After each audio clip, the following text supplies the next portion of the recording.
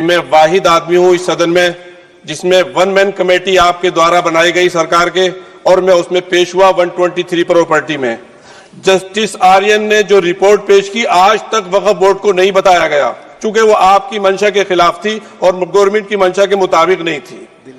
123 property में जब मंशा के खिलाफ हमारे नहीं आई, मंशा के मुताबिक नहीं आई, तो हमने 2 मैन कमेटी बनाई, और 2 मैन कमेटी ने भी कोई रिपोर्ट वक्फ बोर्ड को नहीं दी, जबकि वक्फ एक्ट जो है 1995 जो है वो पार्लियामेंट से पास शुदा है कि हम पार्लियामेंट के जो एहतराम है उसका नहीं कर रहे, उसके हुकूक का। इसी तरह से सर सूबाई हुकूमतों को इख्तियार दिया गया।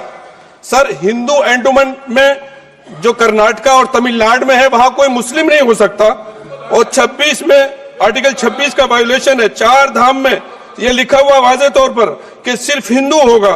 बिहार उड़ीसा में भी यही लिखा हुआ है। पंजाब हरियाणा में गुरुद्वारा प्रबंधन कमेटी में सिर्फ सिख होगा ओनली, और ये उनका अधिकार है जिसको माना गया है। लेकिन मुस्लिम के साथ में यह अन्याय क्यों है?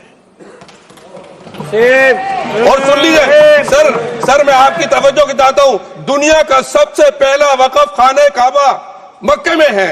क्या हम उसके ऊपर भी सवाल उठाएंगे कि वहां पर भी हमारा कोई हिंदू भाई हो?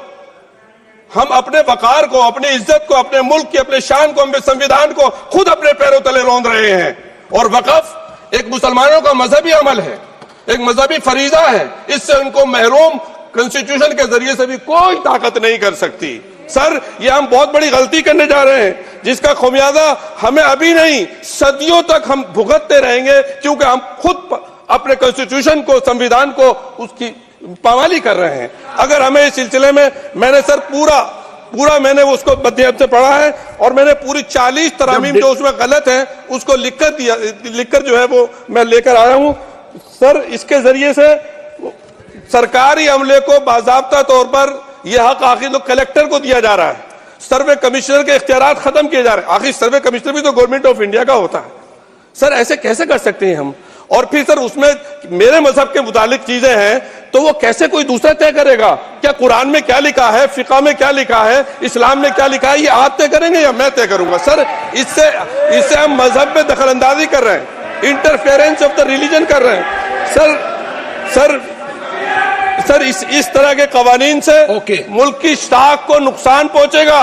कॉन्स्टिट्यूशन की स्पिरिट हम खत्म कर देंगे, और अगर ये होगा तो कोई भी अकलियत, कोई भी माइनॉरिटी अपने आप को हिंदुस्तान में सेफ नहीं करेगी। पिछले दिनों सिखों के साथ भी ये हुआ, और कुछ ईसाई भाइयों के साथ भी इस तरह के वाकयात हुए हैं, जिसकी वजह से सब लोग अपने आप को असहाय महसूस कर रहे हैं। 10 साल से जो मुल्क में माइनॉरिटीज के साथ, उनके हुकूक के साथ, उनके रिलीजन फ्रीडम के साथ जो खिलवाड़ किया जा रहा है, उससे रूह कांप जाती है, और दिल ऐसा महसूस होता है कहीं ऐसा ना हो कि जनता इन हुकूक के लिए, कॉन्स्टिट्यूशन को बचाने के लिए।